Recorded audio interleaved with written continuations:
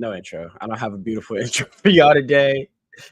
Y'all know what's up. We're not very happy. None of us are. Welcome to the Chalupa and Friends halftime live stream. If it's your first time being here, welcome, welcome.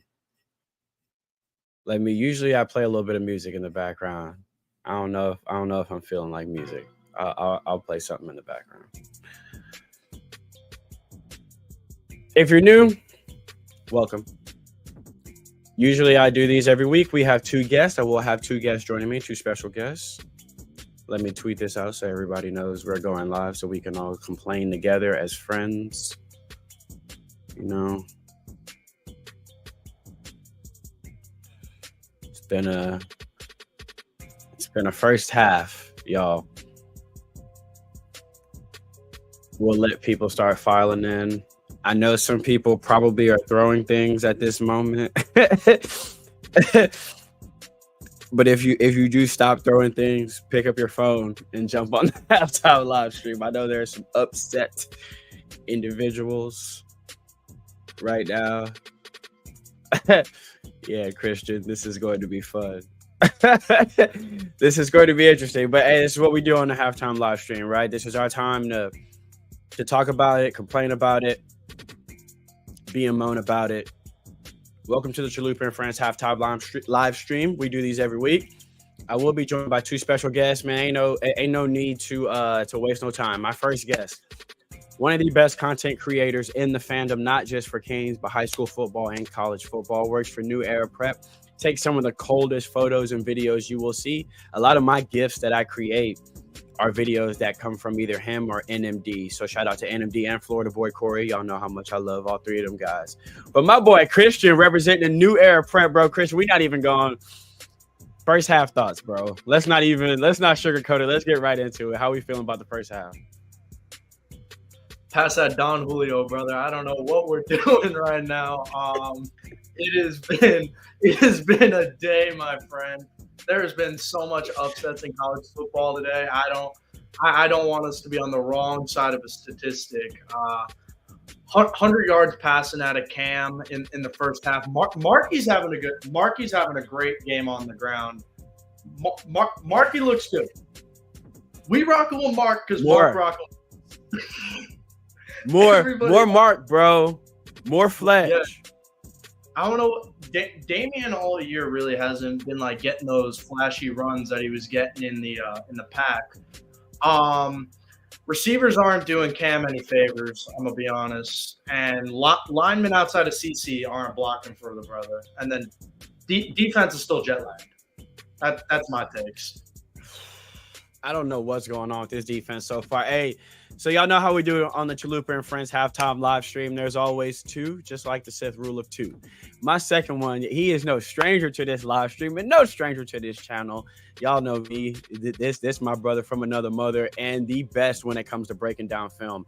If you don't follow Stevo and you don't follow 365 Canes Football, 365 Info, Canes Info on Twitter, you are doing yourself a disservice. The GOAT when it comes to film study and training wide receivers. Hey, if your little brother play receiver, hit up Stevo.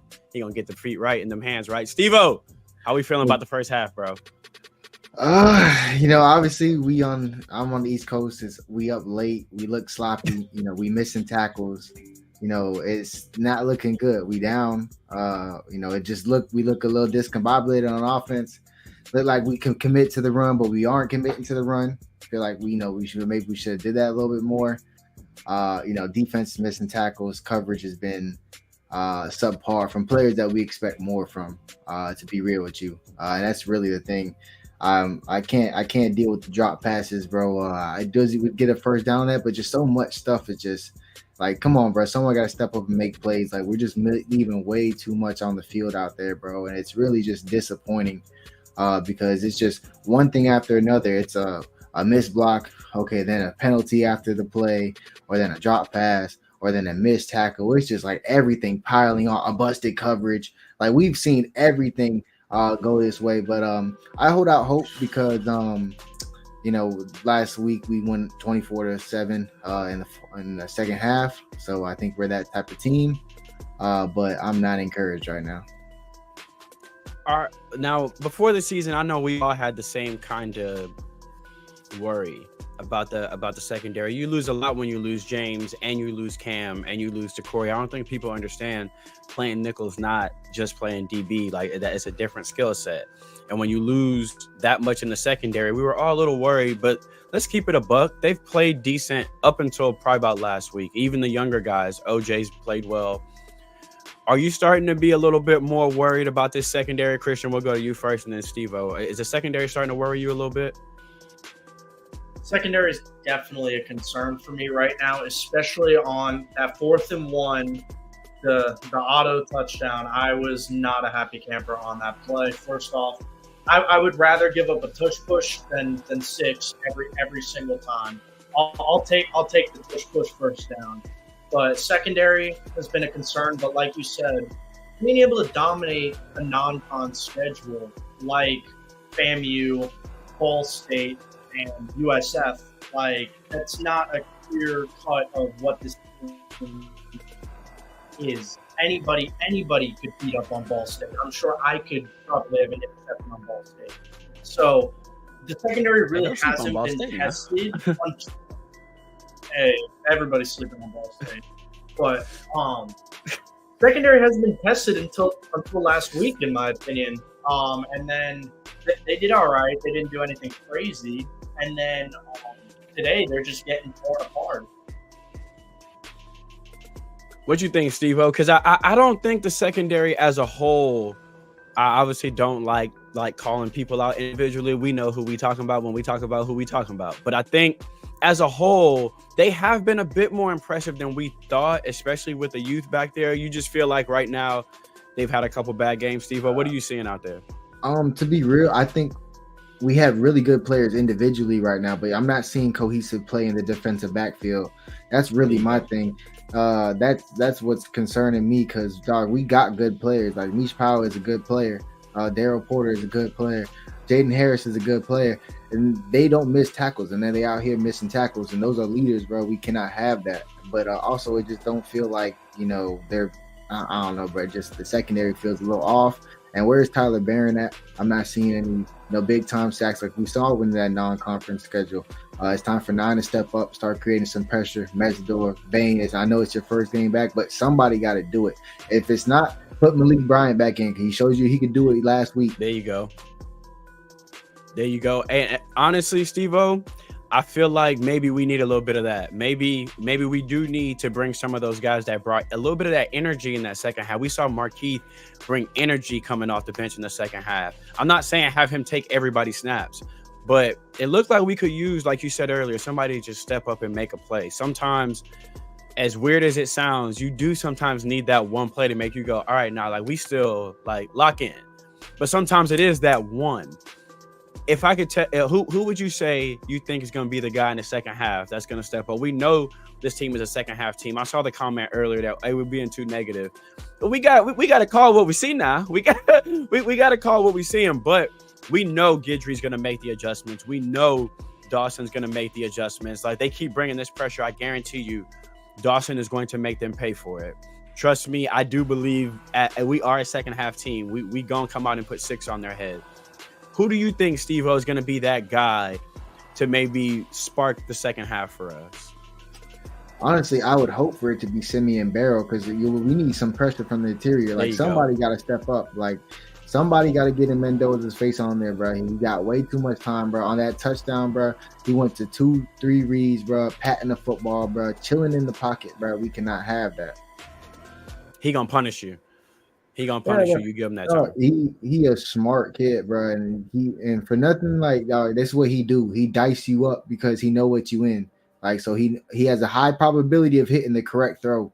So like when you play quarterbacks like that, you got to be on target. Like, you got to be locked in because it's on 3rd down when he gets you. It's on 4th down when he gets you, and now you looking stupid.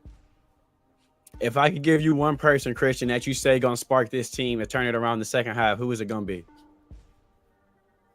I would hope it's Ruben Bain, because I think same thing. We need to get into that backfield. We need to have a little bit of a party in the backfield. I don't care if it's Wesley DeSaint, Simeon Barrow, Tyler Barron, Ruben Bain. I need somebody on that front 7 to kill Mendoza. Like, we need to put him on his back because There is no reason that a bunch of nerds should be blocking Miami like that. I'm sorry. There is no our trench going into this game are so much better. Like you would think just That is a off good of point. just off a matchup, you would think that everybody would be disrupting plays early, like the way that they're doing to our trenches. That's what we should be doing to them, and nobody should be getting to the backfield on us. So I would like to say I would just like to nominate the front seven as a whole, but I would love that Ruben Bain welcome back game. Yeah, no, They're bringing a lot of Paul's pressure on offensive line defense, man. has been suspect this year, and Yeah, so that was my. That's gonna be the next question to you, Steve. With the pressure they're bringing, what are some things you'd like to see Dawson do with these receivers? I don't think we can do a lot of these longer developing concepts if they're going to keep bringing pressure like this. What are some of the adjustments you'd like to see from an offensive standpoint in the passing game? bro, they blitzing. Throw the fade. What's up, bro? It's time to go. Let's go. If they go, if you gonna give me one-on-one with Horton, now I know Horton should have high pointed that football, but hey, that's dead now. We got to shake that off. I don't care who it is. If it's slot fade to X, if it's a fade to Horton, if it's a fade to Jacoby, dog, we know we got guys who can win one-on-one on the outside, bro. Throw that ball, Cam. Anticipation, put it up there, bro. We done seen them do it all game, dog. It's time. All year. It's time to do it. They blitzing. It's time to hit them, even on a slant. Maybe some RPO, catch them on a catch and run situation. I like one of our guys going downhill with that. So maybe we go to a little bit of that, but I honestly think that Coach Dawson hasn't called a bad game. I really think that he's called good run plays, and I think that there's been plays that we just haven't connected on. It's been out of sync, and then the offensive line, like on plays where we have them like a shot downfield, we're giving up a pressure, and then plays where we don't really have much separation. Cam got 20 seconds back there, so it's just like if it's not one thing, it's the other. Like. Come on, you guys know the play I'm talking about. Like so much time back there. I think Cal's doing a good job as well. I think Dawson's calling a good game. I'm gonna be honest. Cal looks very well prepared for this one. Like they wrote down and when they scripted their first 15, their coaches did their homework. But what we know about both of these coordinators is they're gonna make their adjustments. Both of them. I guarantee you right now, they're both cooking. They're going to make adjustments. Other than obviously the score, Christian, what would you say would be your biggest surprise so far this first half? I think we're getting too cute. I think we're getting too ballsy. We stop going for home run balls every play. It's okay to have a longer drive. That's kind of my thing is pick them apart because that's something that Cam is really good at and that's what he was doing in the Florida game that he did very well. And I saw him do it against USF very well is pick your defense apart. That's stuff that he did very well. Occasionally, test it deep. But we shouldn't be doing home run ball after home run ball every single play. I think we need, I don't want to say dumb it down. I don't want to say slow it down, but we need to just control it a little better and stop trying to get cute as opposed to playing real football. Hate to break it to you guys, we're not playing NCAA 25. We're in an actual football game, and that's stuff that we have to realize is play actual football rather than just play stupid video game football. Mark Fletcher is 9.7 yards a carry so far. It's time to turn up Fletch some more, bro. Like he looks like his running style fits this scheme a little bit better than Martinez does. Healthy fully. He's healthy. Yeah. Are you a little bit surprised that they didn't kind of? I know obviously once you get down, you do need to start moving a little bit faster. You think we come out and attack him with Fletch a little bit more in the second half, Stevo? At this point, it's not like Martinez hasn't played well. He's played well as well. Yeah, 4.1 from him.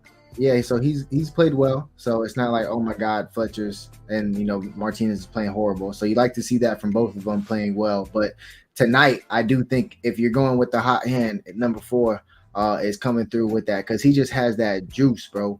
He's getting through the hole. He's getting through with 3 to 4 yards before contact, and then finishing runs and getting 7, 8. We're going second and two, second and 3, oh, pop for a first down, pop for a first down every time he's touching the ball. So at this point, like, you got to do it. And then I like Mark at this point, if we're trying to slow it down, put Cam Ward under center and have Martinez run downhill. And I think you'll have the same type of, advantageous, situations with the run game as well. So we can go either way. So I like what we've seen from Mark Fletcher, and I'll definitely lean on him. But if they do change the philosophy a little bit, I do think that would benefit Martinez's style a little bit. So we'll see how they do with that. I've been saying that the past couple of weeks too, Steve. I feel like Martinez from the eye would be a little bit more effective. I think his style, I think it works a little bit better from either the eye or even a single back versus him getting the handoff from the shotgun. I feel like it's something about that Lev Bell style, the way he runs. I think it just works better if he's from the eye. So what I like to do before we end this is I like to assign both of my guests as the coordinators. So Stevo, it's too easy if I give you Dawson, bro, because you Dawson every week. So I got to give you Lance Guidry. Christian, I'm gonna give you Dawson. What changes would you make coming out of this second half? We'll start with you, Christian. Like I said, stop getting cute. Something that I really love what Miami runs effectively is those tunnel screens. Maybe let's start doing a couple more of those, because one of them worked, and then you tried it again, and the play got broken up because one of the receivers got pancaked. So let's avoid that part. Give Mark Fletcher that rock more, because like you said, I don't like the shotgun runs. I don't think that it's been effective at all tonight. I don't think Damian Martinez has really gotten anything. Like, he's had a couple flashy plays, but overwhelming majority of his carries have been 1-2s or TFL. So I think we got to go with the hotter legs. And then passing, like I said, stop going for the home run balls. End of the day, we're Miami. We're a top 10 team in the nation. Every team that we're going to play is bringing their best against us. And right now, we're falling into the trap. Y'all, hey, everyone, we're going to win this game. Look, before we go to Guidry, I want to address the fan base for a second. Woosaw. Shit's annoying. I get it. I'm pacing through my living room. I'm losing it as well. But if we've seen one thing from this team, we have seen that they can battle back in the second half. They will battle back in the second half.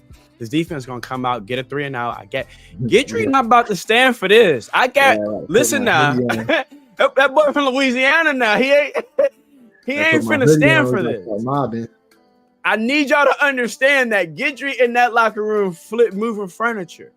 They gonna play more discipline in this second half.